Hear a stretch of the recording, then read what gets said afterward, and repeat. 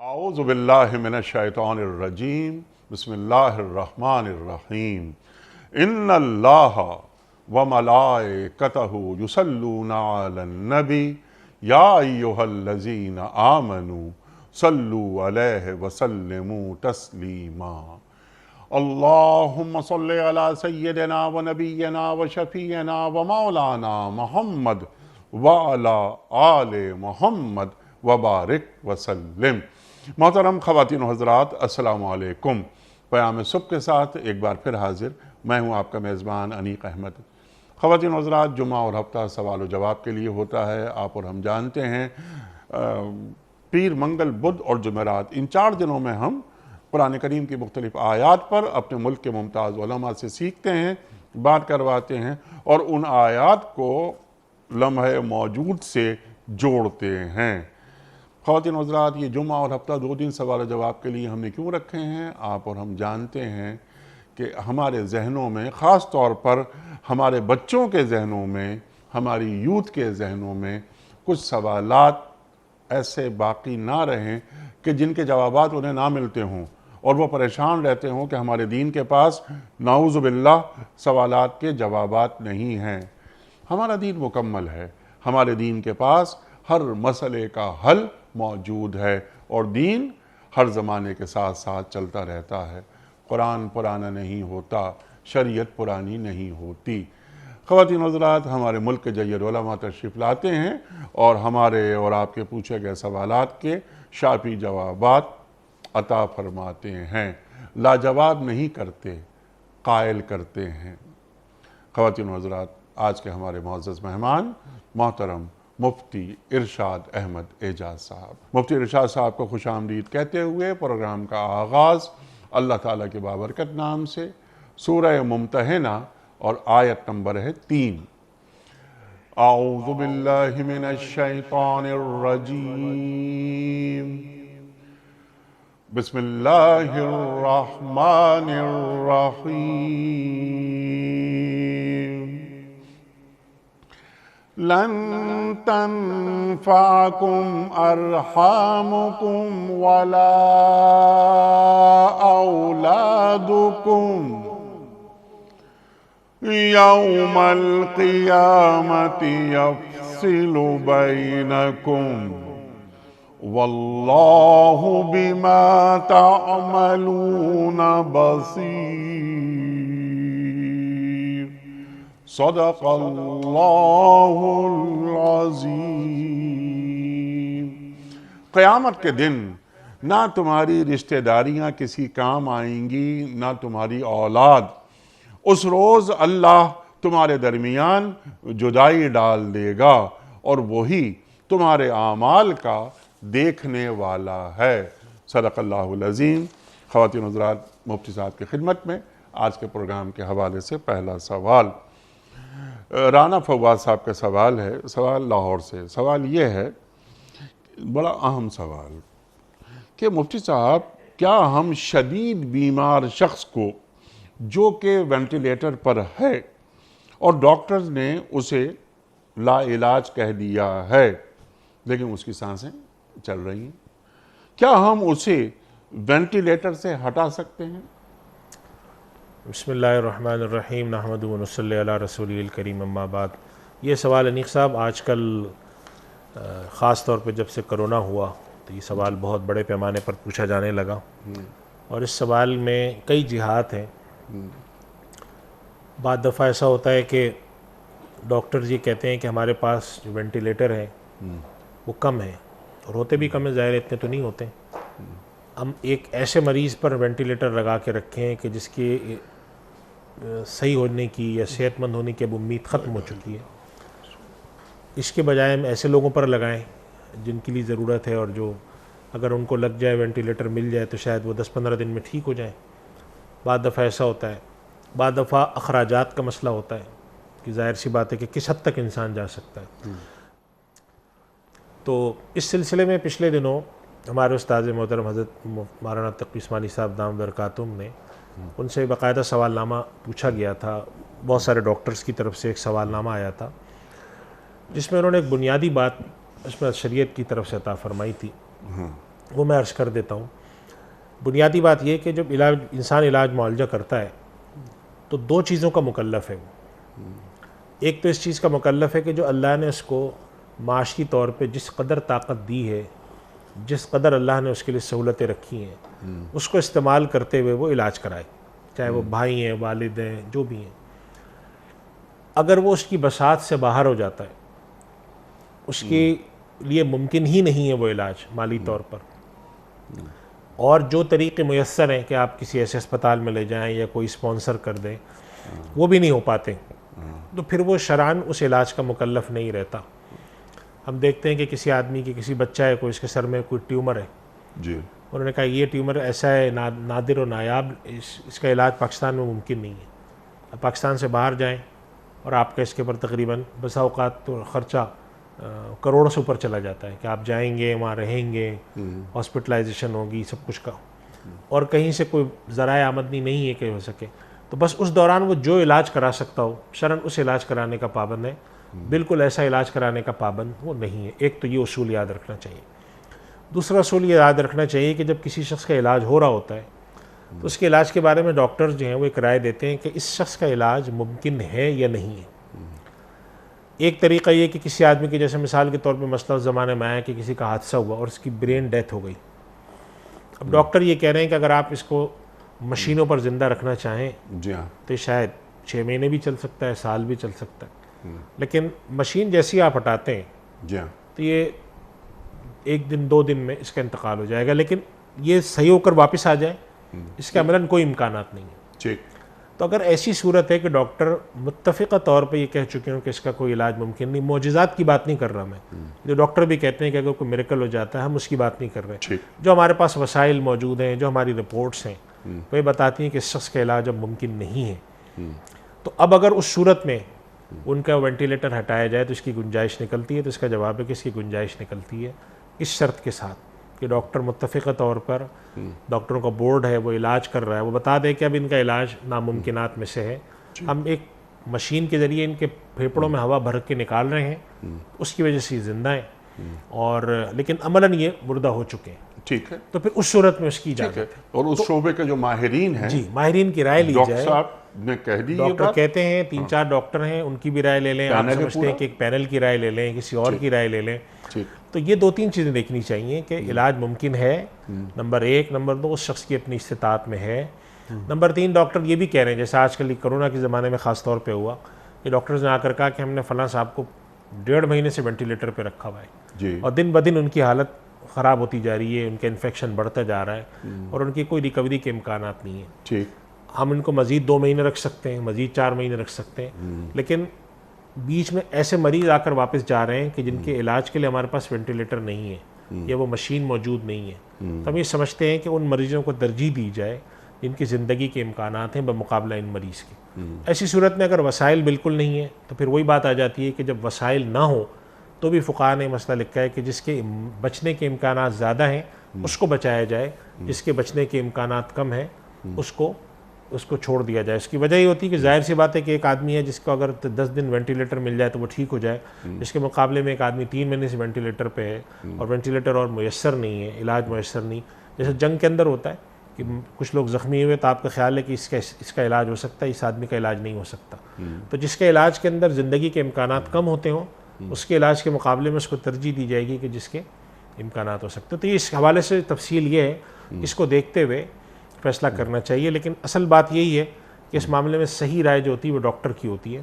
Doctor اگر 1 سے زائد ڈاکٹروں کی رائے لے لینی چاہیے, 1 ہوں, اور ڈاکٹرز کو بھی اس کو برا نہیں ماننا چاہیے. بعد دفعہ ڈاکٹر بھی برا مان جاتے ہیں کہ میں نے جب کہہ دیا آپ دوسرے سے کیوں پوچھنے گئے. ان کو اور خوش دلی سے کہہ دینا چاہیے کہ میری رائے یہ ہے, آپ 1-2 اور لوگوں سے بھی رائے لے لیں کہ مستند لوگ ہوں.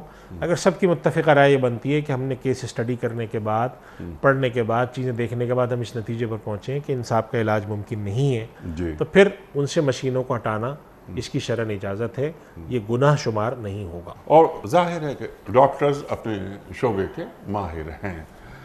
اگلا سوال ہے, بلکہ 2 سوالات ہیں, اسما بخاری صاحبہ کے. ان کا سوال یہ ہے کہ انہیں دعائے قنوت یاد نہیں ہوتی تو پھر وہ وتر میں کیا پڑھیں, کیا دعائے قنوت پڑھنا واجب ہے؟ ایک سوال تو ان کا یہ ہے. دوسرا سوال ان کا یہ ہے کہ کیا دعائے قنوت کی جگہ ہم کوئی اور دعا پڑھ سکتے ہیں؟ مثلا ربنا آتنا فی الدنیا حسنۃ وفی الآخرۃ حسنۃ وقنا عذاب النار، ارشاد۔ جی یہ نقصہ مسئلہ آتا ہے، کئی لوگوں کے ساتھ ہوتا ہے کہ ان کو یاد نہیں ہوتا۔ جی ہاں، دعائے قنوت تھوڑی سی لمبی ہے، جی ہاں، تو یہ مسئلہ ایک آدھ دفعہ ایسا ہوا کہ مجھ سے کئی لوگوں نے پوچھا، انہوں نے کہا کہ ہمیں یاد ہی نہیں ہوتا، اور یہ نہیں کہ ہم کوشش نہیں کر رہے، کہہ رہے ہیں مدت سے کوشش کر رہے ہیں۔ جی ہاں، یا کچھ لوگ ایسے ہیں کہ پہلے یاد تھی اور اب بھولنے لگے، عمر کے اس حصے میں آ گئے کہ یاد ہی نہیں رہتی ان کو۔ جی ہاں، تو ایسی صورت میں کیا کریں؟ بعض حضرات کا مسئلہ ہوتا ہے کہ وہ جب دعائے قنوت پڑھنے کا وقت آتا ہے تو ان کو یہ بھی نہیں یاد رہتا کہ دعائے قنوت کے الفاظ کیا ہیں، ٹھیک، شروع کیسے کریں، وہی بھول جاتے ہیں۔ تو ایسی صورت میں پھر معاملہ ان کا ظاہر سی بات ہے کہ وہ مکلف نہیں رہے، یاد ہی نہیں ہوتا کسی کو، کوئی بھول جاتا ہے۔ جو دعا آتی ہے اور ربنا آتنا فی الدنیا، سب سے بہترین دعا ربنا آتنا فی الدنیا، یہ پڑھ لیں، اور رب اغفر وارحم وانت خیر الراحمین، یہ اس طرح کے جو الفاظ آتے ہیں یہ دعا پڑھ لیں تو اس کی بھی اجازت ہے، کوئی حرج کی بات نہیں، اس کی اجازت ہے، پڑھ سکتے ہیں۔ ظاہر ہے وہ مکلف ہی نہیں ہے، اس بات کی یاد ہی نہیں ہوتا کسی کو، اور جتنا بھی پڑھ سکتے ہوں، اگر فرض کریں کسی کو آدھی یاد ہے، آدھی پڑھ لیں دعائے قنوت، لیکن یاد ہی نہیں ہوتی کسی کو، تو یہی ہے کہ جب پڑھنے کھڑے ہوتے ہیں ذہول کا مرض ہے، جیسے لوگوں کو ذہول کا مرض ہوتا ہے تو ان کو کبھی کبھی یہ مغالطہ ہوتا ہے کہ میں نے پتہ نہیں کیا صورت پڑھی ہے کیا نہیں پڑھی، 4 رکعتیں ہوئی ہیں 3 ہوئی ہیں، یا کھڑے ہوئے وطر میں ان کو یہی نہیں یاد آ رہا کہ دعائے قنوت شروع کیسے ہوتی ہے، اچھا، بالکل ذہن بلینک ہو گیا، کچھ دیر بعد یاد آیا، جی ہاں، اس صورت میں پھر وہ کریں جو آتا وہ پڑھ لیں، کیونکہ اس صورت میں پھر وہ عام آدمی کی طرح شمار نہیں ہوں گے ان کے یادداشت کی وجہ سے یا عوارض کی وجہ سے، تو پھر اس صورت میں ان کے احکام یہ کہ جو آتا وہ پڑھ لے۔ ظاہر ہے کہ ایک شخص جو کر ہی نہیں پا رہا تو لا یکلف اللہ نفسا الا وسعها، اللہ نے اس کو ایک آدمی کے اندر وہ صلاحیت ہی ختم ہو گئی، ایک آدمی کھڑا ہوا اس کو ذہن میں ہی نہیں آ رہا کہ میں کیسے پڑھوں، تو اب اس سے کیا مطالبہ ہے؟ دین کا کوئی مطالبہ اس سے نہیں ہے کہ جو آتا وہ پڑھ لو، یہ تفصیل ہے اس میں، کلیئر بات ہو گئی۔ اچھا، ان کا جو اگلا سوال ہے وہ یہ ہے کہ ایک حدیث انہوں نے بیان فرمائی ہے اور وہ چاہتی ہیں کہ اس حدیث کی آپ وضاحت فرما دیجئے کہ مفتی صاحب، اللہ کے رسول صلی اللہ علیہ وآلہ وسلم نے فرمایا ہے کہ اللہ کی 2 نعمتیں تندرستی اور فرصت ہیں، مگر لوگ اکثر دھوکہ کھا جاتے ہیں، ارشاد۔ یہ جو روایت ہے صحت، تندرستی اور فراغ، یہ 2 ایسی نعمتیں ہیں، اس کے علاوہ اور بھی ایک روایت میں آتا ہے کہ اپنی جوانی کو بڑھاپے سے پہلے غنیمت سمجھو۔ جی جی، مراد اس سے یہ ہے کہ اللہ تعالیٰ نے دین اور دنیا کے کاموں کے لیے انسان کو جو صلاحیت عطا فرمائی ہوتی ہے جسمانی، اور انسان کو جو وقت کے لحاظ سے فرصت عطا فرمائی ہوتی ہے، اس کی لوگ قدر نہیں کرتے۔ جی، جب عمر کے اس حصے میں پہنچتے ہیں کہ ان کے پاس فراغت میسر نہ ہو، بس کی مثال دیتا ہوں، ایک آدمی ہے وہ 45 سال کی عمر میں سوچتے ہیں کہ مجھے قرآن شریف صحیح پڑھنا نہیں آتا، تو ان سے پوچھا جائے آپ قرآن شریف پڑھیں تو وہ کہتے ہیں اب میں کیسے پڑھوں، میری اتنی مشغولیات ہیں کہ میں لگ کر 10 دن 4 دن اپنا وقت ہی نہیں نکال سکتا، کبھی میں یہاں کبھی وہاں۔ اب وہ کیا کہتے ہیں کہ میرے پاس جب میں 30-32 سال کا تھا تو ٹائم ہوتا تھا لیکن میں نے توجہ نہیں دی۔ چاہے دنیا کی چیزیں ہوں یا آخرت کی چیزیں ہوں، اس کے لیے آپ کو بسا اوقات جسمانی وسائل چاہیے ہوتے ہیں، صحت چاہیے ہوتی ہے، اور آپ کو وقت کے لحاظ سے فراغت چاہیے ہوتی ہے، تو جس وقت وہ میسر ہوتا ہے اس وقت انسان قدر نہیں کرتا، اور جب بعد میں اس کو ضرورت پڑ رہی ہوتی ہے تو کبھی اس کے صحت اس کا ساتھ نہیں دے رہی ہوتی، کبھی اس کے پاس فراغت ہی میسر نہیں ہوتی، بہت سارے کاموں میں لگ گیا، شادی ہو گئی، بچے ہو گئے، ذمہ داریاں بڑھ گئیں، اب اس کو احساس ہو رہا ہے۔ تو آپ صلی اللہ علیہ وسلم نے انسان کی ایک فطرت کی طرف اشارہ فرمایا کہ عام طور پہ اللہ کی ان 2 نعمتوں کو لوگ، جسے ہم کہتے ہیں نا، کوئی شمار ہی نہیں کرتے ہیں، کوئی کھاتے میں سمجھتے ہی نہیں کہ یہ کوئی نعمت ہے، کہ اللہ نے آپ کو صحت دی ہو، اللہ نے آپ کو فرصت اور فراغت عطا فرمائی ہو۔ جب ایسی نعمت میسر ہو تو اس کو دین اور دنیا کے لیے استعمال کریں، حلال طیب روزگار کے لیے، دین کی اللہ نے جو دنیا کی اور نعمتیں رکھی ہیں ان کے حصول کے لیے، اور دین کے اندر کمال حاصل کرنے کے لیے اس کو استعمال کرنا چاہیے۔ اور یہ دونوں باتیں ہمارے ہاں جتنے مینجمنٹ سائنس کے لوگ ہیں وہ بھی یہی کہتے ہیں کہ اگر اللہ نے آپ کو صحت دی، آج آپ 18 گھنٹے کام کر سکتے ہیں، 15 گھنٹے کر سکتے ہیں، ضروری تو نہیں کہ آنے والے وقت میں بھی آپ اتنا کام کر سکیں۔ آج آپ کے پاس فراغت میسر ہے، آج آپ 4 کام کر سکتے ہیں، کوئی ٹریننگ لے سکتے ہیں، کوئی دین سیکھ سکتے ہیں، قرآن کا ترجمہ پڑھ سکتے ہیں، تجوید ٹھیک کر سکتے ہیں، ضروری تو نہیں کہ آج کے 10 سال بعد آپ کو یہ میسر ہو۔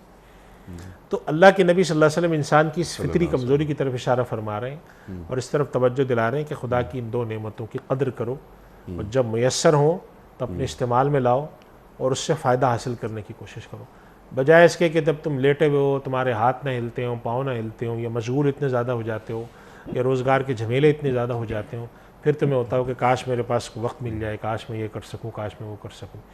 اس وجہ سے ہمارے بزرگوں کا طریقہ کار یہ تھا کہ جب ان سے کوئی پوچھتا تھا، حضرت مولانا اشرف علی تھانوی رحمہ اللہ کا واقعہ ہے کہ ان کے کسی مرید نے ان سے عرض کیا کہ حضرت میں فلاں معمولات اپنے جو ہے ان کو کرنا چاہتا ہوں، مجھے وقت نہیں ملتا۔ ٹھیک، تو حضرت نے ان کو جواب میں لکھا کہ وقت تو اس طرح کے کاموں کا کبھی بھی نہیں ملتا، وقت کے اندر ان کاموں کو گھسانا پڑتا ہے، یہ تبھی ہوتے ہیں، ٹھیک، ورنہ اگر تم انتظار میں بیٹھے رہو کہ تمہیں کوئی فرصت ملے گی، ایسا نہیں ہوگا۔ اس سے مراد ان کے اسی طرف اشارہ تھا کہ جو لمحہ جو تمہیں فراغت مل رہا ہے نا، اس کو کام میں لے آؤ، بعد میں تم اس انتظار میں رہو کہ میں انشاءاللہ اس کے لیے ایک وقت نکالوں گا۔ ٹھیک، تو آپ جانتے ہیں صاحب، ہمارے بہت سارے پروجیکٹس لکھنے لکھانے کے پڑے رہتے ہیں، یہ جو فرصت کا لمحہ ہے یہ کبھی بھی نہیں مل پاتا۔ جی، تو اللہ کے نبی صلی اللہ علیہ وسلم اس طرح متوجہ فرما رہے اللہ ہیں علیہ وسلم۔ کہ انسان ان نعمتوں کی قدر کرے، صحت ہے، فراغت ہے، جوانی ہے، صلاحیتوں کا ہونا ہے، ذہن میں یادداشت کا صحیح ہونا ہے، جی ہاں، پھر یہ سب چیزیں آہستہ آہستہ دھیرے دھیرے ختم ہوتی ہیں۔ وہ انسان جو کام ایک اچھی صحت میں کر پاتا ہے وہ بڑھاپے میں نہیں کر پاتا، ٹھیک، بیماری میں نہیں کر پاتا۔ تو اس طرف بنیادی طور پہ اشارہ ہے خدا کی نعمتوں کی طرف، کہ اللہ تعالیٰ کی یہ بھی اللہ کی نعمتیں ہیں ساری، ان کی طرف اشارہ کر کے آپ صلی اللہ علیہ وسلم نے توجہ دلائی ہے کہ قدر کرو دین و دنیا کے کمالات حاصل کرنے کے لیے۔ اگر اللہ نے تمہیں صحت دی ہے، فراغت کی نعمت دی ہے، تو اس کی ناقدری کر کے ضائع مت کرو۔ سبحان اللہ، سبحان اللہ۔ اور اپنی عمر کا بہترین حصہ دین کو دیا جائے، دین کو دیا جائے، بالکل۔ یعنی کہ وہ بڑھاپا ہے، اب کوئی یعنی حصیں بھی کام نہیں کر رہی ہیں، اعضاء و جوارح بھی کمزور ہو گئے ہیں، اب وہ دین کی جانب راغب ہو گئے۔ نماز مسجد کے علاوہ، اس فطرت کی طرف آپ کی بات بالا ہوتی ہے نقص صاحب، اس کی طرف اللہ سبحانہ و تعالیٰ نے اشارہ بھی فرمایا، جی، اس انسان کی مزاج کی طرف فرمایا وَأَنفِقُوا مِمَّا رَزَقْنَاكُمْ، جو ہم نے تمہیں عطا کیا ہے اس میں سے خرچ کیا کرو اللہ کی راہ میں، من قبل ان یاتی احدکم الموت فیقول رب لولا اخرتنی الی اجل، قبل اس کے کہ موت آئے، جب موت آ جائے تو کہ یا پروردگار تھوڑی سی مہلت دے دے۔ تو معلوم یہ ہوا کہ انسان کہتا اچھا یہ مسئلہ آ گیا تو ذرا سا مجھے آپ مہلت دے دیں۔ تو اللہ سبحانہ و تعالیٰ نے انسان کو جو نعمتیں دیں تو اللہ کے نبی صلی اللہ علیہ وسلم اس سے متوجہ فرما رہے ہیں کہ بجائے اس کے کہ آخری لمحے کا انتظار کرو، بیٹھے رہو، پھر جا کے تمہیں پچھتاوا ہو، پہلے سے اپنی زندگی کو مرتب اور آرگنائز کرو۔ جہاں جہاں اللہ نے تمہیں جو نعمت دی ہے اس کے لحاظ سے، خاص طور پہ یہ دو نعمتیں کسی بھی بڑے کام کے لیے نہیں صاحب، چاہے پڑھنا ہو، سیکھنا ہو، لکھنا ہو، یہ دو نعمتیں تو درکار ہیں، صحت درکار ہے اور فراغت درکار ہے۔ اگر یہ دو نعمتیں نہ ہوں، کوئی ایک کام دنیا کا بتائیں کون سا ہو سکتا ہے؟ کوئی بھی اس لحاظ سے یہ نعمت ہے کہ صحت ہے۔ اب ہم کرونا کے دور سے گزر کر جب سامنے آ رہے ہیں تو ہمیں اندازہ ہوتا ہے کہ ایک وقت ایسا آ جاتا ہے انسان کے پاس ہاتھ پاؤں نہیں ہلا سکتا، کھانا دوسرے لوگ دے رہے ہوتے ہیں، تو وہ کیا کام کرے گا؟ تو اللہ کی یہ دو نعمتیں دنیا کے ہر کام کے لیے ضروری ہیں، چاہے وہ دین کا کام ہو، دنیا کا کام ہو، تو ان دو نعمتوں کی قدر کریں، اور جب اللہ نے میسر کی ہوئی نعمتیں دین اور دنیا کے کمالات حاصل کرنے کے لیے جو اللہ نے چیزیں جائز رکھی ہیں اس کے لیے اس کو خوب استعمال کریں۔ سبحان اللہ، سبحان اللہ۔ اعجاز حسین حیدری صاحب بھکر سے، ان کا سوال یہ ہے کہ قرآن اور صاحب قرآن اللہ سبحانہ تعالیٰ کی جانب سے کسی نعمت عظمیٰ سے کم نہیں، بنی نوع انسان کی دنیاوی اور اخروی اصلاح کے لیے ان نعمتوں سے مدد لینے کا طریقہ کیا ہوگا؟ اللہ دیکھیے، قرآن اور صاحب قرآن یعنی کہ قرآن اور اللہ کے نبی صلی اللہ علیہ وسلم، صلی اللہ علیہ وسلم، ان کا آپس کا تعلق ام المؤمنین حضرت عائشہ رضی اللہ تعالیٰ عنہ نے بیان فرمایا ہے۔ جب ایک صحابی نے آ کے عرض کیا کہ نبی کریم صلی اللہ علیہ وسلم کے اخلاق مبارکہ کیا تھے، اماں جان آپ بیان فرمائیے، تو انہوں نے فرمایا کہ کیا تم نے قرآن نہیں پڑھا؟ کان خلقہ القرآن، آپ صلی اللہ علیہ وسلم تو مجسم قرآن تھے، آپ کے اخلاق سارے قرآن تھے۔ تو قرآن اصل میں اللہ کی طرف سے کتاب ہدایت ہے، اور صاحب قرآن اس کتاب ہدایت کو عملی زندگی میں کیسے نافذ کرنا ہے اس کے لیے ایک نمونہ عمل ہے۔ قرآن کریم میں اللہ کے نبی صلی اللہ علیہ وسلم کے بارے میں اللہ تعالیٰ فرماتے ہیں لَقَدْ كَانَ لَكُمْ فِي رَسُولِ اللَّهِ أُسْوَةٌ حَسَنَةٌ، تمہارے لیے اللہ کے نبی صلی اللہ علیہ وسلم کی حیات مبارکہ میں ایک بہترین نمونہ عمل ہے۔ تو قرآن اور صاحب قرآن سے تعلق جوڑنا، اطیعوا اللہ و اطیعوا الرسول، اور انا نحن نزلنا الذکر و انا لہ لحافظون، یا قد جاءکم من اللہ نور و کتاب مبین۔ سبحان اللہ۔ جب آپ ان چیزوں پر توجہ دیتے ہیں تو معلوم ہوتا ہے کہ صاحب قرآن جو تھے یعنی نبی کریم صلی اللہ علیہ وسلم، وہ جس نظام کو لے کر آئے خدا کی جانب سے وہ قرآن ہے۔ تو قرآن پر عمل دراصل صاحب قرآن کا حق ادا کرنا ہے۔ اور صاحب قرآن کا حق ادا کرنے کا طریقہ کیا ہے کہ قرآن پر عمل کیا جائے، کیونکہ قرآن جو ہے وہ اللہ کی طرف سے نظام حیات ہے، اور نبی کریم صلی اللہ علیہ وسلم نے جو کچھ اپنی زندگی میں کر کے دکھایا وہ قرآن ہے۔ چنانچہ قرآن کریم میں جو فرمایا کہ ان کنتم تحبون اللہ فاتبعونی، اگر آپ اتباع کرنا چاہیں اللہ کے نبی صلی اللہ علیہ وسلم کی، یہ پورے نظام کو اللہ کے تابع لانا چاہیں، تو اس کے لیے ہمارے پاس قرآن ہے اور صاحب قرآن ہے، اور صاحب قرآن کی جو اعمال ہیں، جو ان کی ہدایات ہیں، وہ حدیث کی شکل میں بھی محفوظ ہیں۔ تو دین اصل میں گھومتا ہے قرآن کے گرد، اللہ کے نبی صلی اللہ علیہ وسلم کے گرد اور سنت کے گرد، یہ ہے سارا دین۔ ہمارا ہر تصور، ہماری ہر چیز ان تین چیزوں سے جڑی ہوئی ہے۔ چنانچہ اسی لیے ہمارے یہاں الحمدللہ ہمارا ملک مسلمان ملک ہے، تو ہمارے ملک کے اندر دستور میں قرآن و سنت اسی لیے لکھے ہوئے ہیں۔ قرآن و سنت کا مطلب ہے قرآن، صاحب قرآن اور ان کے فرامین، اس کے پر ہمارے دین کی بنیاد اٹھتی ہے، ہمارے معاشرت کی بنیاد اٹھتی ہے۔ تو ان کا جتنا بھی حق ادا کیا جائے عمل کے ذریعے، ایک تو یہ حق بنتا ہے، دوسرا اللہ کے نبی صلی اللہ علیہ وسلم صاحب قرآن کا حق یہ بنتا ہے کہ ہم ان کی طرف سے جو ہم پر احسان ہے کہ ہم تک وہ دین پہنچایا، اس کا ایک بدلہ ادا کریں ان کو۔ ہم کما حق نہیں کر سکتے، لیکن حکم ہمیں کیا دیا گیا، ان اللہ و ملائکتہ یصلون علی النبی، سبحان اللہ۔ تو اللہ کے نبی صلی اللہ علیہ وسلم کی سنت، آپ کے جو وہ سنتیں ہیں جو آپ نے اپنی عادتاً فرمائی ہیں، جنہیں ہم سنن عادیہ کہتے ہیں، آپ صلی اللہ علیہ وسلم کی ان سنتوں پر عمل، آپ سے محبت، آپ کے ساتھ تعلق، آپ کی جیسی زندگی بسر کرنا، آپ پر درود السلام بھیجنا، یہ سب صاحب قرآن کے وہ حقوق ہیں جو ہم پر آتے ہیں۔ ٹھیک۔ اور جیسے اللہ تعالیٰ نے ماں باپ کا حق رکھا ہوتا ہے، تو اللہ کے نبی صلی اللہ علیہ وسلم نے اپنا حق ان سے بھی اوپر بتایا صلی اللہ علیہ کہ وسلم۔ تم میں سے کوئی شخص اس وقت تک مومن نہیں ہو سکتا جب تک میں اس کے لیے اپنے والدین اور لوگوں سے زیادہ محبوب نہ ہو جاؤں۔ یہ تو حدیث ہے نا، حدیث ہے۔ لیکن جو اللہ کے رسول کے تعلق سے قرآن کا فرما رہا ہے کہ النبی اولیٰ بالمؤمنین من انفسہم وازواجہ امہاتہم، اللہ تو نبی صلی اللہ علیہ وسلم سے تعلق محبت والا۔ چنانچہ ہمارے یہاں ہم نے دیکھا، ہمارے جو بعض اساتذہ تھے، جب ان سے کوئی یہ سوال پوچھتا تھا کہ حضرت یہ کام کرنا فرض ہے یا سنت ہے، بڑے ناراض ہوتے تھے، کہتے یہ سوال کیا پوچھا ہے تم نے، جی یہ فرض ہے یہ سنت ہے؟ یعنی اس کا مفہوم یہ ہے کہ تم سمجھتے ہو کہ سنت کا تمہیں پتہ چلنا اس لیے ہے کہ تم ترک کرو، جی جبکہ امت کا طریقہ کار، متوارث چیز امت میں یہ رہی ہے کہ سنت کو اس لیے لوگ جانتے تھے کہ اس پر عمل کریں، کیونکہ اس سے اللہ کے نبی صلی اللہ علیہ وسلم سے محبت کا اظہار ہوتا ہے کہ اللہ کے نبی صلی اللہ علیہ وسلم نے اپنے اللہ سے کو کیسے خوش کیا، اپنے اللہ کی کیسے عبادت کی، میں ویسے کروں۔ تو یہ محبت جب تک پیدا نہیں ہوتی اللہ کے نبی صلی اللہ علیہ وسلم سے، تو انسان اپنے نبی سے محبت میں کامل نہیں ہوتا۔ بہت اہم بات فرمائی مفتی صاحب آپ نے، سبحان اللہ سبحان اللہ۔ یہ نئے نئے ٹرینڈز آ رہے ہیں، اب ہم یہ دیکھنے لگے ہیں کہ مساجد میں فرض نمازیں پڑھنے کے بعد لوگ چلے جاتے ہیں، اور بہت سے لوگ کہتے ہیں، اچھا ان سے پوچھیں، کہتے ہیں سنت کا بس فرض ہم نے ادا کر دی ہے، کافی ہے۔ تو یہ کتنی اہم بات آپ نے فرمائی کہ سنت کی جو ادائی ہے وہ اللہ کے رسول صلی اللہ علیہ وآلہ وسلم سے محبت کا اظہار ہے، تعلق کا اظہار ہے کہ میرا اپنے رسول سے ایک رشتہ ہے صلی اللہ علیہ وآلہ وسلم۔ اور من یطع الرسول فقد اطاع اللہ، جس نے رسول کی اطاعت کی اس نے اللہ کی اطاعت کی۔ یعنی کہیں ایسا تو نہیں کہ ہم نے رسول کو الگ رکھ دیا ہے اور اللہ کو الگ، یہ دونوں کی اطاعتیں ایک ہی اطاعت ہے۔ تو یہ اس میں جو طرح طرح کے ابہام پیدا کیے جاتے ہیں کہ بھئی فرض پڑھ لیا کافی ہے، یہ 15-20 سال کے اندر آئی ہیں یہ چیزیں۔ لیکن انیق صاحب یہ جو سوال آپ نے فرمایا نا، اس میں ایک اور جہت بھی دیکھنی چاہیے ہمیں۔ اللہ کے نبی صلی اللہ علیہ وسلم کی سنتیں، جہاں اللہ کے نبی سے محبت کا اظہار تو ہے ہی ہے، لیکن اصل میں اللہ کے نبی صلی اللہ علیہ وسلم کی سنتوں کو اس رخ سے بھی دیکھنا چاہیے، یا آپ کے طریقہ کار کو، آپ کے عمل کو، کہ آج کے دور میں اگر ہم دیکھیں کہ جب ہم کسی قوم کی کوئی آثار قدیمہ میں کوئی چیز نکلتی ہے تو ہم یہ دیکھنے کی کوشش کرتے ہیں کہ یہ لوگ اپنے فلاں فلاں کام کیسے کیا کرتے تھے، جی، اور اس چیز کو ان کے تاریخ کے ساتھ جوڑنے کو ایک بہت مارکہ سمجھا جاتا ہے کہ جی ہم نے کسی کام کرنے کا ان کا وہ طریقہ ہم نے دریافت کر لیا جیسے اپنی زندگی بسر کرتے تھے۔ اللہ تعالیٰ کی عبادت کیسے کی جائے جس سے اللہ خوش ہو، یہ طریقہ ہمیں نبی کے ذریعے معلوم ہوتا ہے۔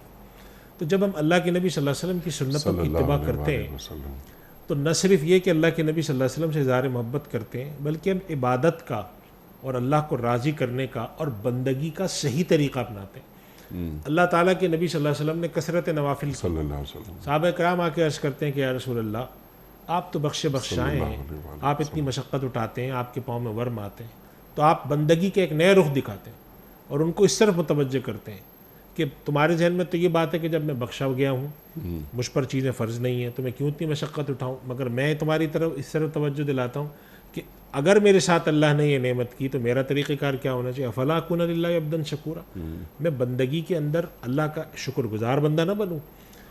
یہ اصل چیز ہے جس کی وجہ سے امت میں تسلسل کے ساتھ یہ فکر رہی کہ اللہ کے نبی صلی اللہ علیہ وسلم کی سنت کو اپنایا جائے، سنتوں کو اپنانا، ظاہری سنتوں کو اپنانا، آپ نے جس طرح کھایا ہے، آپ نے جس طرح پہنا ہے، آپ جس طرح سے چلتے تھے، آپ جس طرح گفتگو کرتے تھے، جب انسان اپنے آپ کو اس شکل میں ڈھالتا ہے تو گویا کہ وہ اللہ کے جو بندگی کا تقاضا ہے اللہ کی طرف سے اس کے اندر پورا اترنے کی سمانے کی کوشش کرتا ہے۔ یہ جو ہمارے روش آئی کہ فرض ہے سنت نہیں ہے، تو اس کا مفہوم یہ ہے کہ ہم یہ سمجھتے ہیں نعوذ باللہ، یعنی یہ بات دل میں نہیں ہوتی لیکن نتیجہ یہیں تک جا رہا ہے کہ اگر اللہ کے نبی صلی اللہ علیہ وسلم نے اپنے بندگی کرنے کا ایک طریقہ اپنایا ہے تو ہمارے خیال میں وہ طریقہ شاید ہمارے لیے نہیں ہے، ہم صرف فرض پڑھ کے نکلیں گے، یا آپ صلی اللہ علیہ وسلم نے درود و سلام کی بات رکھی، یا آپ صلی اللہ علیہ وسلم نے ترغیب دی کہ بھئی شب جمعہ میں یا جمعے کے دن مجھ پر درود بھیجا جائے، یا آپ نے ترغیب دی کہ جب اللہ کے فرشتے دنیا میں پھر رہے ہوتے ہیں اور امت مجھے سلام پیش کرتی تو سلام مجھ تک لاتے ہیں، تو ہم ان ساری باتوں کو چھوڑ کر کہہ دیں کہ بھئی جو فرض کیا ہے، تو فرض کا تعلق انسان جن سے محبت رکھتا ہے ان سے فرائض کا تعلق نہیں رکھتا۔ ماں باپ کے ساتھ آپ فرائض کا تعلق نہیں رکھتے کہ آپ کہہ دیں کہ امی ابو میں نے آپ کو 2 کپڑے دے دیے پہننے کے اور کھانا کھلا دیا، خدا حافظ، ایسا نہیں ہوتا۔ جن سے محبت ہوتی ہے انسان ان سے فرض سے بڑھ کے کرتا ہے، تعلق دکھانے کے لیے، تعلق ظاہر کرنے کے لیے، اور وہ اس کا احسان نہیں ہوتا، اس کا تقاضا ہے۔ اس وجہ سے سنتوں سے محبت رکھنی چاہیے۔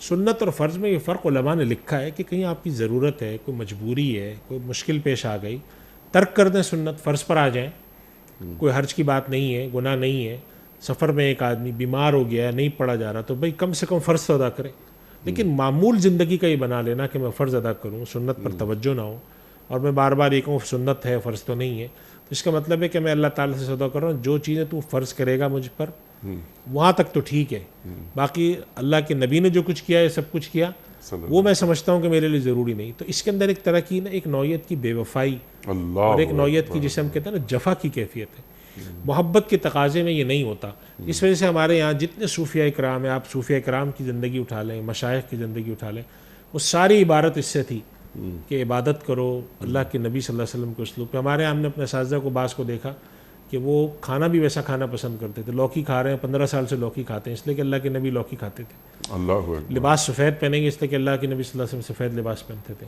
تو یہ تو محبت کا اظہار ہے نا۔ اور آج اس روئے زمین پر کون سی امت ہے جو اپنے نبی سے ایسی آج بھی محبت کرتی ہے ہماری امت؟ تو یہ ہمارے لیے خوشی کی بات ہے نا، فخر کی بات ہے، شکر کی بات ہے، بجائے اس کے کہ ہم بالکل ایک ہو جائے اور کل کلام سے کوئی پوچھنے والا ہو کہ تمہیں معلوم ہے اللہ کے نبی کی کھانے کی سنت کیا تھی، پہننے کی سنت کیا تھی، ہم کہ ہمیں تو کچھ نہیں خبر، ہم تو جانتے ہی نہیں ہیں۔ تو یہ ایسا نہیں ہونا چاہیے، تعلق اور محبت۔ وہ صحابہ کرام اپنے آپ کو اس رنگ میں ڈھالنے کی کوشش کرتے تھے، امت میں تسلسل سے چلا آیا ہے۔ امت کا کوئی علاقہ آپ اٹھا کے دیکھ لیں جہاں مسلمان آباد رہے ہوں، صوفیہ دعوت دینے والے لوگ رہے ہوں اور وہاں سنت کی اتباع ان کا اولین وہ نہ ہوتا ہو۔ اللہ کے نبی صلی اللہ علیہ وسلم کی اتباع کیے بغیر، آپ کے رنگ میں ڈھلے بغیر خدا تک پہنچنے کا دعویٰ باطل ہے۔ ان کنتم تحبون اللہ فاتبعونی، آپ یہ اعلان کر دیجئے اللہ سے محبت کا دعویٰ ہے، میری اتباع کرو، یحببکم اللہ۔ اگر یہ سمجھتے ہو اللہ سے محبت کا دعویٰ ہے اور کوئی اور رستے سے چلے جائیں گے تو اس سوائے دھوکے کے کچھ نہیں ہے۔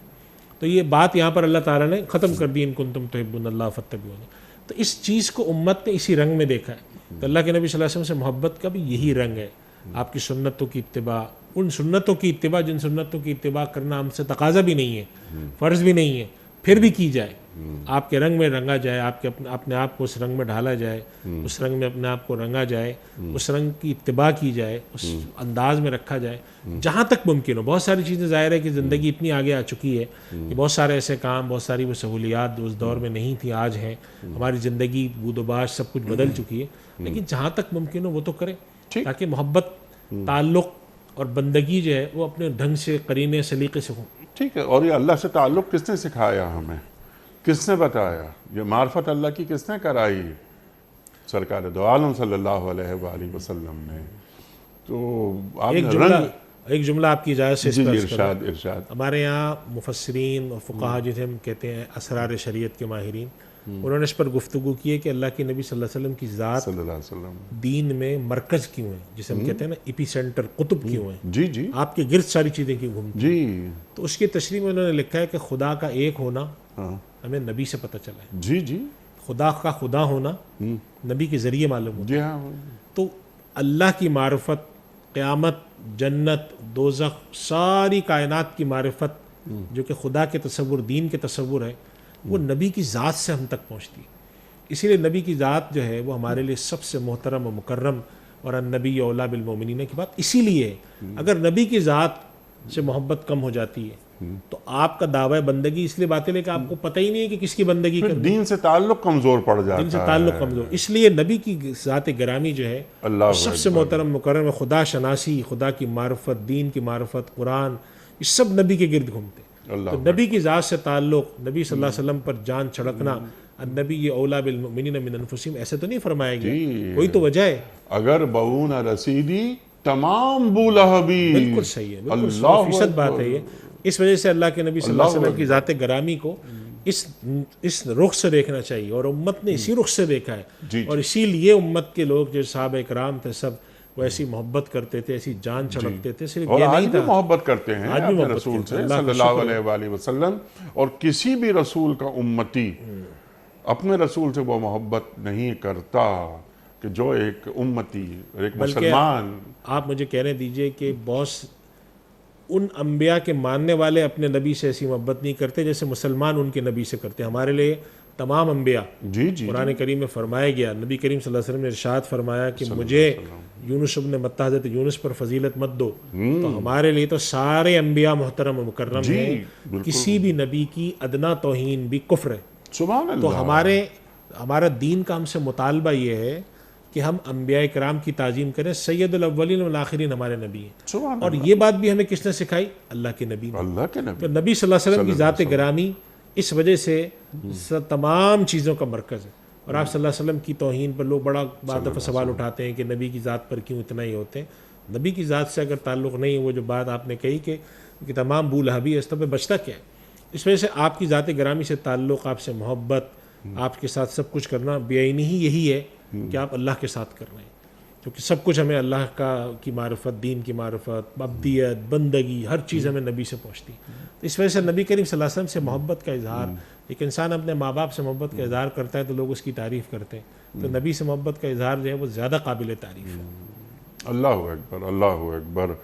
وہ اقبال یاد آتے ہیں نا بار بار کہ یہ فاقہ کش جو موت سے ڈرتا نہیں ذرا، روح محمد اس کے بدن سے نکال دو، صلی اللہ علیہ وآلہ وسلم۔ تو وہ نکل ہی نہیں سکتی، ایک مسلمان، وہ مرد ہو یا عورت ہو، اور صرف یہ پریکٹسنگ مسلم کی بات نہیں ہو رہی ہے، اگر وہ دین پر عمل بھی نہیں کر رہا، اسے عمل کرنا چاہیے، پریکٹسنگ مسلم ہونا چاہیے، لیکن پھر بھی وہ اپنے رسول سے جو محبت رکھتا ہے یا رکھتی ہے، وہ کہیں اور نہیں ملتا ہمیں، کسی اور نبی پیغمبر کے ماننے والوں میں یہ محبت نہیں۔ اور یہ بات سمجھ میں نہیں آتی بہت سارے لوگوں کے، اور بار بار وہ ٹیسٹ کرتے ہیں کہ رسول سے محبت ان کی کم تو نہیں ہوئی ہے، معلوم یہ ہوتا ہے کہ پہلے سے زیادہ ہو گئی۔ بالکل۔ اللہ اکبر، اللہ اکبر۔ لیکن وہ قل ان کنتم تحبون اللہ فاتبعونی یحببکم اللہ، جو آپ نے فرمایا، تو اصل چیز یہ محبت تو سرمایہ ہے ہمارا، یہ تو ہمیں اپنی جان سے عزیز ہے، لیکن اتباع جو قرآن کریم فرما رہا ہے، جو آپ نے آیت تلاوت فرمائی کہ اتباع رسول کریم صلی اللہ علیہ وآلہ وسلم، تاکہ ہم محبوب خدا ہو جائیں، بالکل ایسی اللہ ہم سے محبت کرنے لگے۔ اللہ اکبر۔ کچھ ویڈیو کوسچنز مفتی صاحب آپ کی خدمت میں۔ السلام علیکم مفتی صاحب، میرا آپ سے یہ سوال ہے کہ قبرستان جاتے ہوئے کن چیزوں کا خیال رکھنا چاہیے؟ بظاہر یہ چھوٹا سا سوال ہے لیکن بڑا اہم سوال ہے۔ دیکھیے کہ نبی کریم صلی اللہ علیہ وسلم نے ایک جگہ ارشاد فرمایا کہ میں نے تمہیں قبرستان جانے سے منع کیا تھا مگر اب جایا کرو، اس لیے کہ یہ آخرت کی یاد دہانی کراتے ہیں۔ قبرستان جانے کے بارے میں 3 باتیں میں ذہن میں رکھنی چاہیے۔ پہلی بات تو یہ کہ جب آپ قبرستان جاتے ہیں تو سب سے پہلا حق جو وہاں پہ لوگ ہیں ان کا یہ کہ آپ ان کو سلام کریں. اللہ کے نبی صلی اللہ علیہ وسلم نے بلا تفریق جو بھی ہیں مسلمانوں کے قبرستان میں آپ جائیں, عزیز اقارب ہوں نہ ہوں, آپ نے جا کے وہاں سلام کرنا ہے. اور اس کے لیے دعا بھی الفاظ بھی آتے ہیں, اگر نہیں آتے اردو میں بول دے آدمی, السلام علیکم اہل القبور, کہ مومنین اور مسلمانوں کے اہل قبور تم پر سلام ہو اور اللہ تمہاری مغفرت فرمائے اور تم پر رحمت نازل فرمائے. اور ایک اور لفظ بھی اس میں استعمال آیا ہے کہ وَإِنَّا انشاءاللہ بِكُمْ لاحقون, ہم بھی تم سے آ کر مل جائیں گے ایک دن. ایک تو یہ حق بنتا ہے, سب سے پہلا حق ہے. دوسرا حق یہ کہ جو آپ کے عزیز و اقارب ہیں قریبی, جب آپ ان کی قبر پہ جاتے ہیں تو وہاں جا کر آپ ان کے لیے ایصال ثواب کریں, مغفرت کی دعا کریں. اور اگر قبر ان کی بہت خراب ہے, اجاڑ ہو گئی ہے, اس کو ٹھیک کر دیں. قبر کے باہر کے خراب ہونے سے جو اندر مردہ ہے اس کو کوئی فرق نہیں پڑتا. باہر دیکھنے والوں کا ہوتا ہے کہ آپ قبر پہ پہنچے, قبر گر گئی ہے, ٹوٹ گئی ہے, تو اس کی ٹھیک کر کے مٹی ڈال دیں اس پہ, آپ تھوڑا سا پانی وانی ڈال کے اس کا جو اس کا تعویذ بنا ہوا ہے اس کو ٹھیک کر دیں. ایک تو یہ ظاہری چیز ہے, اس کو کر لیں. دو حق ہو گئے اس کے. تیسری بات یہ ہے کہ ان کے حق میں دعا کرنی چاہیے, ان کے حق میں ایصال ثواب کرنا چاہیے اور ان کے لیے صدقہ کرنا چاہیے. سبحان اللہ. تو قبرستان جاتے وقت سلام کریں بلا تفریق, مومن و غیر مومن. قبر کی اگر کوئی خرابی ہے تو اس کی اصلاح کر دیں. نمبر 3 یہ کہ ان کے لیے ایصال ثواب کریں, وہاں جائیں اور ان کو کچھ پڑھ کے ان کا ثواب پہنچا دیں. اگر بزرگوں کی قبر پہ جا رہے ہیں تو ان کے لیے بھی دعائیں مغفرت کریں, اللہ سے درجات مانگیں اور دعا کریں اپنے لیے. یہ 3 کام کرنے چاہیے. باقی یہ کہ جو قبر پہ جاتے ہیں لوگ بسا اوقات وہاں پر کچھ اور کام بھی کرتے ہیں, کچھ اس طرح کی چیزیں کرنے کی کوشش کرتے ہیں جس سے ان کی محبت اور تعلق کا اظہار ہوتا ہے.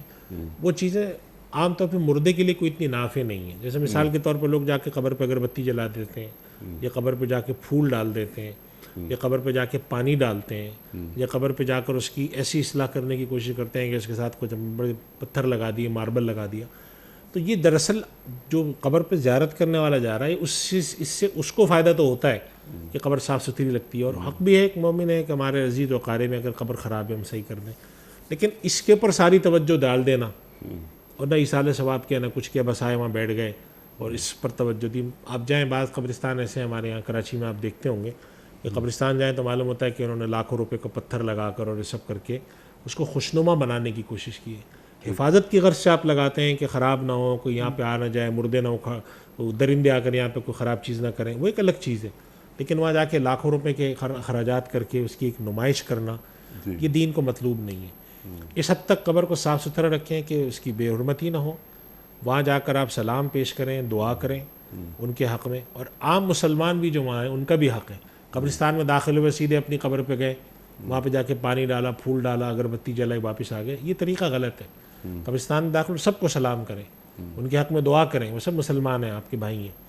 اپنے وہاں جاتے ہیں تو وہاں پر قبر بھی ٹھیک کرتے ہیں. حتیٰ کہ اگر کسی اور کی قبر بھی آپ کو ایسی نظر آتی ہے کہ خراب ہو گئی ہے اور آپ اس کو صحیح کرا سکتے ہیں تو کروا دیں. بھئی یہ کسی مسلمان بھائی کی قبر ہے اور اس کے ورثہ شاید نہیں آ سکے بہت عرصے سے, اور خراب لگ رہی ہے, ہمیں گڑا پڑ گیا ہے, پانی جمع ہو گیا ہے. بعض دفعہ یہاں پہ شکایت آئی کہ بعض علاقے ایسے ہیں کہ گٹر کا پانی ان کی قبروں میں چلا گیا اور پورے علاقے میں گٹر کا پانی بھرا ہوا ہے. تو ان سب چیزوں کی پھر کچھ تھوڑی سی اصلاح کر دیں اور ان کی مغفرت کی. ان کے لیے سب سے زیادہ کارآمد چیز ہے ان کے حق میں دعا, دعائے مغفرت, ان کو ایصال ثواب اور ان کی طرف سے صدقہ. یہ 3 چیزیں مردوں کو کارآمد ہوتی ہیں. ان کے حق میں آپ دعائے مغفرت کریں اور نیک اعمال کا ثواب پہنچائیں. ہمارے یہاں نیک اعمال کا ثواب پہنچتا ہے جس میں تلاوت بھی شامل ہے, جس میں نوافل بھی شامل ہے. اور تیسرا اور آخری کام ہے ان کی طرف سے کچھ صدقہ کریں, مالی صدقہ جو اللہ نے حیثیت دی. یہ 3 چیزیں کا فائدہ مردے کو پہنچتا ہے. آپ زیادہ اخراجات آپ کر دیں اپنے فائدے کے لیے, قبر بنانے پر زیادہ اخراجات کر دیے, مردے کے اوپر خرچ نہیں کیا, تو یہ طریقہ ٹھیک نہیں ہے. زیادہ اخراجات, زیادہ چیز مردے کا فائدہ سوچیں کہ ان کو ثواب پہنچے, ان کو ایصال ثواب ہو, ان کے حق میں دعا ہو. بس اس طریقے کو اختیار کریں تو یہ ٹھیک ہے, اس سے آپ کا جو ہے وہ حق ادا ہو جاتا ہے. سبحان اللہ, سبحان اللہ. یہ قبرستان جانے کے آداب. اگلا سوال رکھتے ہیں.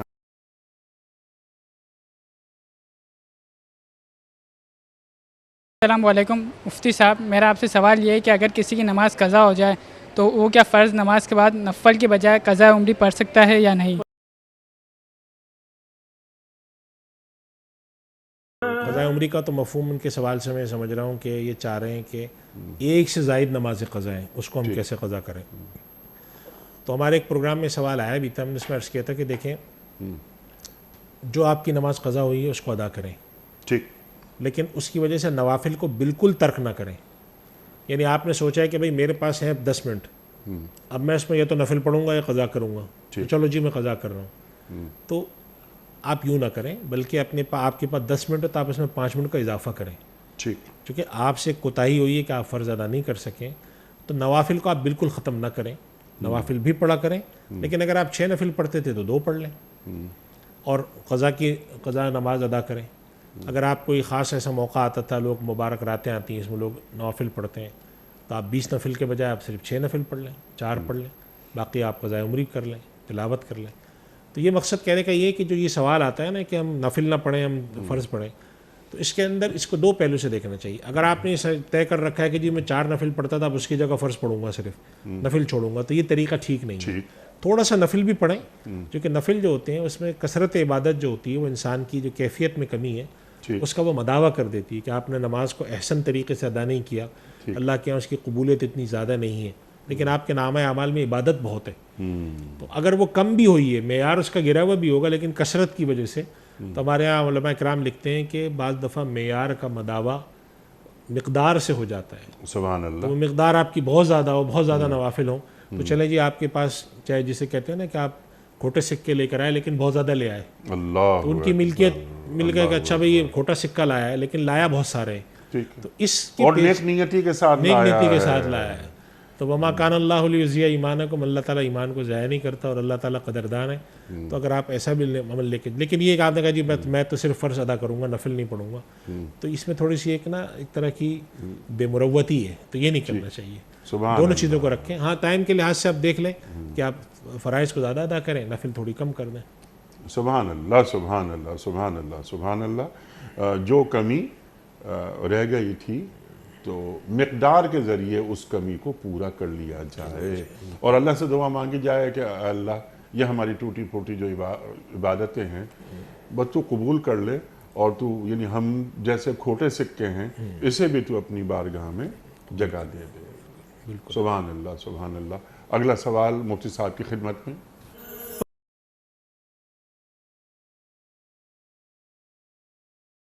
السلام علیکم مفتی صاحب، میرا ایک سوال ہے کہ جیسے عوام ویسے حکمران کچھ لوگ کہتے ہیں یہ حدیث ہے، اور کچھ کہتے ہیں یہ عربی کی کہاوت ہے، آپ اس بارے میں ہماری رہنمائی فرمائیں. اس طرح کی ایک بات مشہور ہے، اور اس کے پیش نظر یہ بات ہے کہ بعض روایت سے اس کی ملتا بھی ہے ہمیں کہ جیسے لوگوں کے اعمال ہوتے ہیں پھر اللہ کی طرف سے ایسے لوگ مسلط کیے جاتے ہیں. یعنی کہ لوگ بے ایمانی کریں گے، ناپ تول میں گڑبڑ کریں گے، بدعمالیاں کریں گے، حق ماریں گے، تو پھر اللہ تعالیٰ ان کے پر جو لوگ مسلط کرتا ہے وہ ان کا حق مارتے ہیں. ٹھیک ہے، لیکن یہ اعمالکم امالکم حدیث تو نہیں ہے نا؟ یہ حدیث نہیں ہے. حدیث نہیں. بات ہے بعض روایات سے ایسا ہمیں ملتا ہے کہ اللہ کی طرف سے پھر جب تم یہ کرو گے تو تم پر ایسے حکمراں مسلط کیے جائیں گے، اس طرح کی روایات ہمیں ملتی ہیں. اس سے معلوم یہ ہوتا ہے کہ ہمارے اعمال کے ساتھ یہ چیز اللہ تعالیٰ نے جوڑ کے رکھی ہے. من حیث المجموع اگر ہمارے یہاں بدعملی زیادہ ہوگی، بدعنوانی زیادہ ہوگی، بددیانتی زیادہ ہوگی، تو پھر من جانب اللہ یہ بھی ہوگا. تو اس طرح کی روایات، لیکن یہ جو ہے کہ جیسے تم ہوگے ویسے تمہارے حکمراں ہوں گے، بعینین الفاظ کے ساتھ نہیں، لیکن اس طرح کا ہمیں مجموعی طور پہ ملتا ہے کہ اللہ کے نبی صلی اللہ علیہ وسلم کی بعض روایت میں آتا ہے کہ اگر تمہارے یہاں جب ایسا ہوگا، جب اس طرح کا ہوگا، مال کھایا جائے گا، ناحق ہوگا، تو پھر اللہ کی طرف سے یہ بھی ہوگا، یہ بھی ہوگا، عذاب بھی نہ آئیں گے، آسمانی بھی آئیں گے. تو اس میں ایک یہ بھی ہے کہ تمہارے پر ایسے لوگ مسلط کیے جائیں گے. اور اسی وجہ سے حدیث میں بھی دعا آتی ہے کہ جس کے اندر تلقین آپ نے صلی اللہ علیہ وسلم نے فرمائی ہے کہ دعا کرنی چاہیے کہ اللہ تو ہم پر ایسے لوگوں کو مسلط نہ فرما کہ جو تیرے معاملے میں ہمارے معاملے میں تجھ سے خوف نہ رکھتے. من لا یخافک فینا ولا یرحمنا، بہت ہی زیادہ سخی القلب لوگ ہوں، اس بات کا ان کو کوئی خوف نہ ہوتا ہو کہ خدا نے لوگوں کی معاملات تمہارے ہاتھ میں دیے تو خدا سے ڈرو. عام طور پہ حکمرانوں کو اللہ کے نبی صلی اللہ علیہ وسلم کی تلقین ہی ہوتی تھی کہ اتقوا اللہ، جن کی باغ ڈور اللہ نے تمہارے ہاتھ میں رکھی ہے، چاہے وہ تمہارے ملازمین ہوں، تمہارے زیر دست لوگ ہوں یا تمہاری رعایا ہوں، ان کے معاملے میں اللہ سے ڈرو، ان کے ساتھ سختی نہ کرو. تو اللہ کے نبی صلی اللہ علیہ وسلم نے ایک تعلیم کی ہے دعا کہ اے اللہ تو ہم پر ایسے لوگ حکمران نہ بنا، ہم پر ایسے لوگ مسلط نہ فرما جو نہ ہم پر رحم کرتے ہوں، نہ تجھ سے ہمارے معاملے میں کوئی خوف رکھتے ہوں، کوئی پرواہ نہ ہو ان کو کہ اللہ کی طرف سے پکڑ آئے گی نہیں آئے گی. تو بعض دفعہ ایسا ہوتا ہے کہ اللہ کی طرف سے جب عذاب مسلط کیا جاتا ہے تو ان میں سے ایک شکل یہ بھی ہوتی ہے کہ ایسے حکمراں آ جاتے ہیں کہ جو ظالم ہوتے ہیں، سخت ہوتے ہیں، اور وہ لوگوں کے معاملے میں اللہ سے ڈرتے نہیں ہیں، اپنا ہی کیے جاتے ہیں، خوف نہیں ہوتا. اور جب اللہ تعالیٰ شفقت فرماتے ہیں تو ایسے لوگ مسلط فرما دیتے ہیں جو اللہ سے ڈرتے ہیں، اللہ کا خوف رکھتے ہیں، تو پھر وہ رعایا کے ساتھ اچھی طرح سے پیش آتے ہیں. تو مجموعی طور پہ اس طرح کی روایات ہمیں ملتی ہیں، البتہ اس الفاظ کے ساتھ جو انہوں نے پوچھے روایت نہیں ملتی. ان الفاظ کے ساتھ یہ روایت نہیں ملتی. میرا خیال ہے کہ یہ آخری سوال ہوگا آج کے پروگرام کا. جناب والد،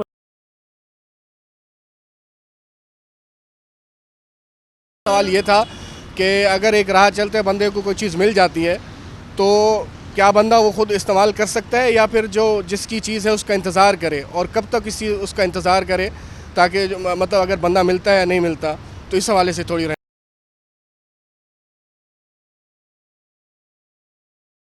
پڑی ہوئی چیز جو مل جاتی ہے اس کے اوپر فقہائے کرام کے یہاں پوری تفصیل ملتی ہے. لقطہ کہتے ہیں اس کو. پڑی ہوئی چیز جو آپ کو ملتی ہے وہ 2-3 طرح کی ہوتی ہے. ایک تو ہوتی ہے بہت ہی معمولی چیز ہو، ایک کھجور پڑی ہوئی مل گئی، 10 روپے کا نوٹ مل گیا. تو ایسی چیزیں ایسی ہوتی ہیں کہ ان کے بارے میں جو شخص سے گر جائیں وہ عام طور پہ اس بارے میں اتنا پرواہ نہیں کر رہا ہوتا کہ بھئی اب ایک آدمی جا رہا ہے، اس کے پاس سے سامان تھا، اس میں سے 2-4 چیزیں نکل کے گر گئیں، کھجور نکل کے گر گئی، پھل نکل کے گر گئے. اب وہ اس کے لیے عام طور پہ کہتا ہے بس جو ہو گیا چھوڑ دو. ایسی چیزوں کے بارے میں حکم یہ ہے کہ ان چیزوں کا حکم یہ ہے کہ مل جائیں تو پھر یہ کسی کو دے دی جائے. اس کے لیے اس کی تشہیر کرنا، اخبار میں اشتہار دینا عملاً ممکن نہیں ہوتا، تلاش بھی ممکن نہیں ہوتی. دوسری وہ چیزیں ملتی ہیں آپ کو کہ جن کے مالک کا پتہ چل سکتا ہے. ایک بٹوا ملا جس کے اندر آپ کو مل گیا کہ فلاں صاحب کا بٹوا ہے، تو پھر ان سے رابطہ کرنا، ان تک پہنچانا یہ ذمہ داری ہے. کسی بھی طریقے سے پہنچائیں. اگر آپ سمجھتے ہیں اس میں کوئی خطرہ ہے، کوئی گواہ بنا دیں، کسی کو تھانے میں رپورٹ کرا دیں، جو بھی طریقہ ہے اس کا. ایک تیسرا یہ ہوتا ہے کہ ایک چیز ملی آپ کو لیکن وہاں پہ کوئی علامت نہیں ہے، کہیں جا رہے ہیں آپ کو ایک سونے کی انگوٹھی پڑی ہوئی ملی. اب ظاہر سی بات ہے کہ یہ فیصلہ کرنا کہ یہ انگوٹھی کس شخص کی ہے بڑا مشکل کام ہے. تو اس کے لیے ایک تلاش، معقول طریقے سے ایک تلاش کرنے کا حکم ہے. اچھا، اگر آپ سمجھتے ہیں کہ کوئی ایسی چیز ہے جس کا اعلان کیا جائے تو مثلا بعض جگہ ایسی ہوتی ہیں، آپ محلے میں رہتے ہیں، محلے میں آپ کو ایک انگوٹھی ملی تو آپ نے محلے میں اعلان کر دیا. جیسے آج کل لوگوں نے واٹس ایپ گروپ بنائے ہوئے، آپ نے لکھ دیا کہ بھائی مجھے فلاں گھر کے آگے سے ایک انگوٹھی ملی ہے، جن صاحب کے وہ علامت بتا کر مجھ سے لے جا سکتے ہیں. ٹھیک. تلاش کرنے سے کوئی مل جاتا ہے تو اس مالک تک پہنچائیں، جس حد تک ممکن ہو تلاش کر کے مالک تک پہنچانا چاہیے. ٹھیک. لیکن اگر آپ کو پتہ ہے کہ اب یہ ملنا مشکل ہے، نہیں مل سکتا، تو اس صورت میں شرعاً حکم یہ ہے کہ اس آدمی کی طرف سے جو مالک ہے یہ پیسے آپ جا کے کسی کو مستحق کو دے دیں. ٹھیک. اور اگر آپ سمجھتے ہیں کہ وہ ایسی چیز ہے جو مستحق کے لیے کارآمد نہیں ہے، مثال کے طور پہ قلم پڑا ہوا ملا آپ کو جو کہ اچھا برانڈڈ قلم ہے، جس کی قیمت فرض کریں بنتی ہے 10,000 روپے، تو اب آپ جا کر کسی مستحق کو قلم دیں گے اس کے لیے تو یہ بے معنی چیز ہے. تو آپ اس کو فروخت کر کے اس کی قیمت بھی کسی کو دے سکتے ہیں. سوال آپ کی خدمت میں یہ ہے کہ ایک قلم، جیسے آپ نے بات فرمائی، قلم پڑا ہوا ملا یا دکھا مجھے، تو کیا یہ ضروری ہے کہ میں قلم اٹھا کر اپنے پاس رکھوں اور پھر میں یا انگوٹھی جو سونے کی آپ نے فرمائی اور ایک نیا مسئلہ ذمہ داری اپنے اوپر نافذ کر لوں؟ مثال کے طور پر یہ تو شرعی معاملات آپ بیان فرما رہے ہیں. جاپان میں اگر کوئی چیز آپ کی گر گئی، 6 مہینے بعد آپ جائیں گے تو وہ چیز وہیں سے آپ کو وہیں پڑی ہوئی مل جائے گی. تو یہ کہ ایک انگوٹھی میں نے لی اور پھر میں نے اعلان کروایا یا میں نے وہ چیز کسی کو دے دی اور اس کے بعد اگر 2-3 مہینے بعد، کیونکہ کئی مسائل ہیں، فقہی مسائل ہیں، وہ آدمی آگے مجھے 1 لاکھ روپے ملے تھے، کوئی نہیں ملا، میں اعلان کراتا رہا، پھر میں نے کسی کو دے دی، مدد کر دی. 6 مہینے کے بعد وہ ایک شخص آیا کہ صاحب وہ 1 لاکھ روپے میرے تھے، اب اس کو واپس کیے جائیں گے جیسا کہ آپ حضرات نے ہمیں تعلیم کیا، یا اس کی جانب سے صدقہ کر دیا جائے گا؟ سوال میرا سمپل آپ کی خدمت میں یہ ہے کہ کیا یہ بہتر نہیں ہے کہ کوئی بٹوا، کوئی سونے کی انگوٹھی، کوئی پیسے مل گئے ہمیں نیچے پڑے ہوئے دکھ رہے ہیں، ہم چھوڑ دیں؟ دیکھیے انیس صاحب، اس میں ان کے سوال کا جواب پہلے میں دے دوں پھر اس بات کی طرف آتا ہوں. انہوں نے یہ پوچھا تھا ہم خود استعمال کر سکتے ہیں، تو اس کا میں جواب عرض کر دوں کہ خود استعمال کرنے کی اجازت اس صورت میں کہ آدمی خود ضرورت مند ہو. ایک آدمی نے اٹھایا وہ چیز پڑی ہوئی اس کو ملی، خود مستحق ہے تب سب استعمال کر سکتے ہیں، خود مستحق نہیں ہے تو استعمال نہیں کر سکتے۔ ایک بات میں نے اور بھی عرض کی کہ اگر ایک ایسی چیز آپ کو ملی ہے جو کہ کسی کو مستحق کو صدقہ دینے کے لیے اس کے لیے فائدہ مند نہیں ہے، جیسے میں نے قلم کی مثال دی، قیمتی قلم آپ کو ملا، آپ سمجھتے ہیں میں کسی مستحق کو دوں گا جا کر، تو اس کے لیے بے معنی چیز ہے یہ، تو اس کو آپ فروخت کر کے اگر آپ دیتے ہیں یا آپ اس کی خود قیمت لگا کے قیمت کسی کو صدقہ کر کے وہ استعمال میں لاتے ہیں، اس کی بھی اجازت ہے۔ آپ کا سوال یہ کہ ایک شخص کو پڑی ہوئی چیز ملی، کیا اس پر اٹھانا ضروری ہے یا وہ چھوڑ دے؟ تو بہتر یہ، اگر ایک آدمی کو اندازہ ہے کہ میں نہیں اٹھاتا تو یہ مالک تک پہنچ سکتی ہے، کوئی مسئلہ نہیں ہے، تو پھر تو ٹھیک ہے۔ لیکن اگر اس کو اندازہ ہے یہاں پڑی رہے گی چیز ضائع بھی ہو سکتی ہے، آپ کسی جگہ سے گزرے، آپ نے دیکھا بہت اچھا بٹوا پڑا ہوا ہے، آپ نے سوچا ہے میں چھوڑ دوں گا، خدا جانے کس کے ہاتھ لگے، کوئی اٹھا کے استعمال کر لے، میں اس نیت سے اٹھاتا ہوں۔ ٹھیک ہے، تو کیا بہتر یہ نہیں ہے کہ ایسے معاشرے پیدا کر دیے جائیں، وہ تو ایسے صاحب با اخلاق معاشرے؟ وہ ایک بہت آگے کا ٹارگٹ ہے نا، ہم تو ابھی اپنے معاشرے جو کو ہمارا دیکھ رہے ہیں، دین، جی جو ہمارا دین ہمیں ہم تعلیم اپنے ہی کرتا ہے۔ معاشرے کو دیکھ رہے ہیں، بلکہ اور بھی دنیا میں دیکھیں، دنیا میں ایسے معاشروں میں ہوتا ہی ہے، آپ جاتے ہیں آپ کو ایک بٹوا پڑا ہوا ملا، آپ کرتے کیا، آپ نے اٹھایا اور قریبی پولیس اسٹیشن چلے گئے، سبحان اللہ۔ وہاں جا کے آپ نے کہا کہ جی یہ چیز مجھے ملی ہے، انہوں نے اپنے پاس رکھی، اعلان کرا دیا۔ اگر آپ سمجھتے ہیں کہ یہ زیادہ آسان ہے، یہ کر لیں، اگر آپ سمجھتے ہیں کہ نہیں یہ بٹوا مجھے ملا ہے اور اب میں اس کو اٹھا کر پوری تحقیق کر کے مالک تک پہنچاتا ہوں، خدا جانے اس میں کیا کام اس کی بھی اجازت تو ہے، بالکل اجازت ہے، اور اگر آپ سمجھتے ہیں کہ میں احسن طریقے سے کر سکتا ہوں تو آپ کو کرنا چاہیے، کرنا چاہیے، کیونکہ بعض دفعہ لوگوں کو کی چیزیں ضائع ہو جاتی ہیں، اگر آپ اس نیت سے یا کریں کسی غلط ہاتھوں میں چلی جاتی ہے۔ تو اس سے پھر فائدہ ہے آپ۔ مفتی صاحب آپ کا بڑا ممنون، بڑا شکر گزار، آپ تشریف لائے، ہمیشہ کی طرح آج بھی ہم نے آپ سے بہت سیکھا۔ خواتین حضرات، ہمارے علماء کو اللہ سلامت رکھے، تشریف لاتے ہیں اور ہمارے اور آپ کے پوچھے گئے سوالات کے شافی جوابات قرآن و سنت کی روشنی میں عطا فرما دیتے ہیں۔ وقت مکمل ہوا پیام صبح کا، اور آپ کو معلوم ہے کہ ہر پروگرام ہمارا ختم ہوتا ہے ایک قول پر، اور وہ قول ہوتا ہے صاحب نہج البلاغہ امیر المومنین حضرت علی مرتضیٰ کرم اللہ وجہہ کا۔ آج کا قول ہے کہ متقی وہ ہے جو گناہوں سے بچے، اور پاک وہ ہے جو عیبوں سے پاک ہو۔ متقی وہ ہے جو گناہوں سے بچے، اور پاک وہ ہے جو عیبوں سے پاک ہو۔ سبحان اللہ، سبحان اللہ۔ اپنے میزبان انیق احمد کو کل تک کے لیے اجازت دیجیے، خدا حافظ۔